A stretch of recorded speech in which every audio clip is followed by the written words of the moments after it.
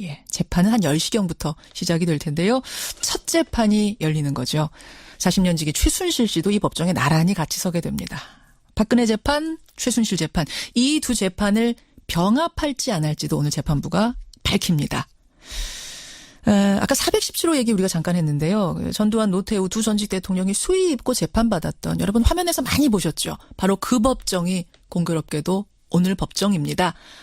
자, 서울중앙지법 417호로 미리 가보죠. 변호사 출신입니다. 지난해 국회 단핵소추안을 작성했던 더불어민주당 금태섭 의원 연결이 돼 있습니다. 금 의원님 안녕하세요. 예, 안녕하십니까. 일단 그 청취자들이 417호를 궁금해하시네요. 왜 계속 417호냐? 이게 이유가 있습니까? 저도 정확한 이유는 모르겠는데 아마 큰 법정을 고른 것이 아닌가 싶습니다. 제일 커서. 사건 관련자들이 워낙 많고 또 초기에 언론에도 공개되고 하기 때문에 가장 많은 사람들이 들어올 수 있는 대법정을 고른 것이 아닌가 생각을 합니다. 그렇군요. 특별히 전직 대통령은 여기 세워라 뭐 이런 건 아닌 거예요? 그런 거는 없죠. 근데 전직 대통령이 다시 또 형사재판을 받는 모습을 보게 되니까 참 이런 일이 다시는 없어야겠다는 생각이 듭니다. 찹찹한 아침. 예. 박근혜 전 대통령이 구속된 게 3월 30일이니까 이게 53일 만에 첫 재판인데 일반적인 사건들보다 이게 좀 늦은 거라면서요? 예, 이렇게까지 늦어지는 경우가 잘 없습니다. 더군다나 이 사건은 지금 재판할 내용이 대단히 많은데 전직 대통령 형사재판 말씀을 하셨지만 그 전두환 노태우 사건 때도 이렇게 늦지는 않았다고 기억이 납니다. 그래요? 아마 또 대선 일정도 고려했던 것이 아닌가 그런 생각이 드는데 다만 이제 그 사이에도 공판 준비기일을 계속 열면서 재판을 준비해 왔기 때문에 집중적으로 진행을 한다면 주어진 기일 내에 다 마칠 수 있을 것이라고 생각을 합니다. 그렇게 보세요. 아무래도 전직 대통령이다 보니까 이게 소소한 데부터 큰 데까지 궁금증들 지금 많이들 보내주시는데 일단은 53일 만에 과연 어떤 모습으로 등장할까 이걸 많이들 궁금해하시죠. 직전 대통령이다 보니까 더 아마 좀들 궁금들 하시는 것 같은데 좀 이야기를 들으신 게 있습니까? 그 언론에 보도된 것만 봐도 대체로 내용은 알 수가 있는데요. 예, 그 사이에서 이제 보통은 재판이 시작되면은 바로 공판이 열려서 거기에서 공소사실에 대한 피고인의 입장을 듣게 됩니다. 부인을 하는지 인정을 하는지. 근데 이 사건은 집중적으로 진행을 해야 되기 때문에 공판 준비 기일에서 그런 입장을 들었고 또 어떤 증거를 사용할 것인가. 증거 능력을 놓고도 양측이 많이 다투기 때문에 법원과 그것을 협의한 것으로 보입니다. 또 변호인 측에서도 사실 이 수사 기록 자체가 정말 방대해서 그걸 보면서 준비했을 것으로 보입니다. 그 미결수라서 사복을 입어도 된다고요, 오늘? 예, 기본적으로 형사 절차상 유죄가 확정되기 전에는 무죄로 추정되기 때문에 본인이 선택하면은 사복을 입을 수가 있고 지금 최순실 씨나 이재용 씨 같은 경우도 사복을 입고 재판을 받고 있습니다. 그렇죠. 이것도 참 글쎄 중요한 사안은 아닌데 많이들 궁금해하시는 게 트레이드마크인 올림머리 이걸 할 수 있느냐 없느냐 이 질문도 많이 들어와요.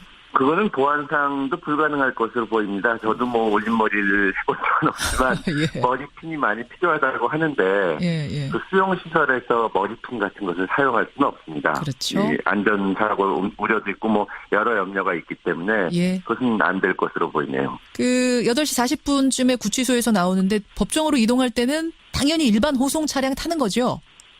예, 그렇게는 알고 있는데 보도된 것처럼 최소한의 경호상의 문제 같은 것이 있기 때문에 언론사 차량들도 많이 따라붙지 않겠습니까? 그렇죠. 그런 점을 고려해서 조금 좀 조정을 하지 않을까 싶고요. 다만 일반인에 비해서 특별한 대우가 있다거나 그런 것은 없을 겁니다. 오늘 호칭도 전직 대통령 아니잖아요. 호칭도. 피고인이라고 부르게 피고인이라고 됩니다. 부르고.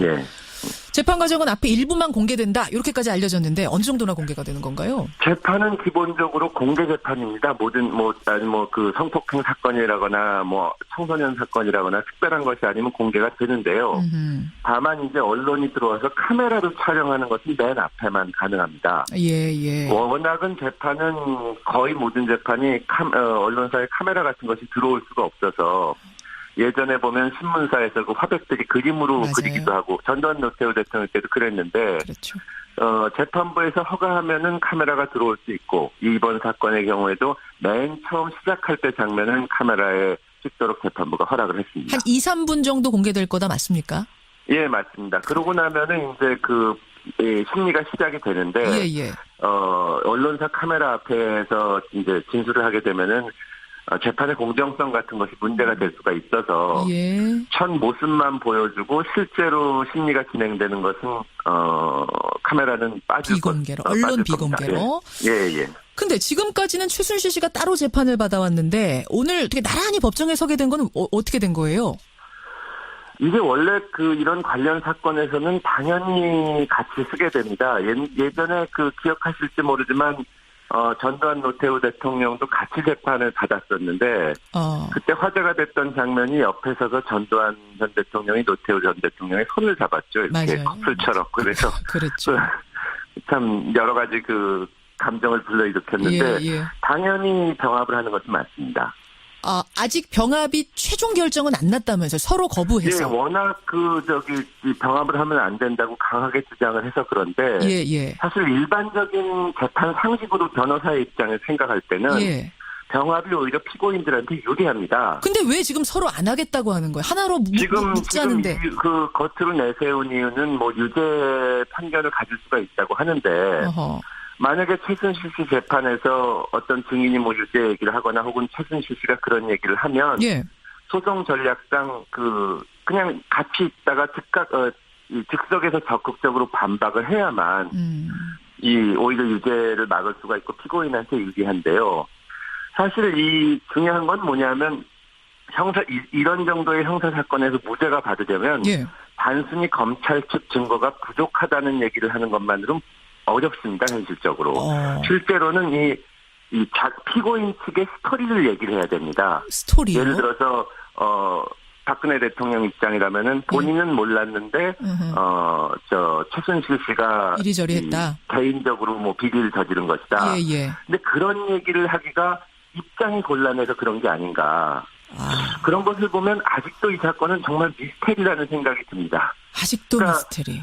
최순실 씨랑 박근혜 대통령의 공모 사실이 인정이 되든 안 되든 박근혜 대통령 입장에서는 왜 이런 일이 벌어졌는지, 그러니까 거의 지금 현재 언론에 나와 있는 증거만으로도 인정할 수가 있고, 박근혜 대통령도 어느 정도는 인정한 공무상 기밀 누설 같은 경우가 있는데, 그런 것을 들이댔을 때 왜 이 사람한테 자기가 대통령으로서 이런 정보를 줬는지가 명확하게 본인이 말한 적이 한 번도 없거든요. 그렇죠.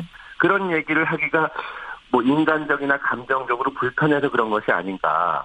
근데 사실상 어떻게 보면은 소송 전략적인 점보다도 개인적인 관계 때문에 그런 것이 아닌가 하는 추측이 드는데 정말 이해하기가 어려운 얘기입니다. 그러니까 법조인으로서 보시기에는 이런 경우에는 99.9999% 병합 하나로 재판 묶는 게 당연한 거군요. 예, 오히려 피고인 측에서 유리하기도 하고. 예, 피고인 측에서 병합을 해달라고 요청을 해야 됩니다. 그러니까 이게 그런 의미에서 미스테리라는 거예요. 미스테리라는 말씀이에요. 그런 의미에서 미스테리고 사실 사건 내용 자체도 지금 특검사나 이런 것을 통해서 상당히 밝혀졌다고는 하지만 우리나라 사정을 잘 모르는 외국 사람들이 물어본다면 도대체 대통령이 왜 그런 짓을 했냐.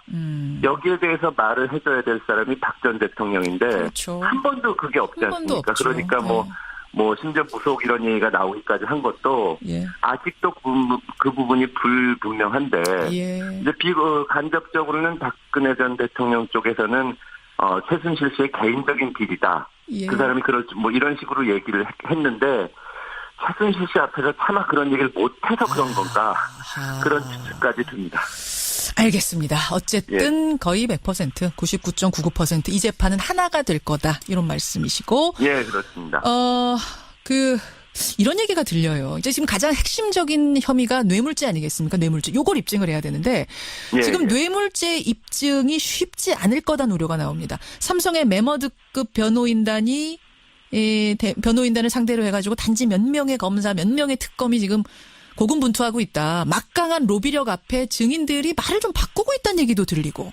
어떻게 생각하세요? 어떻게 알고 계세요?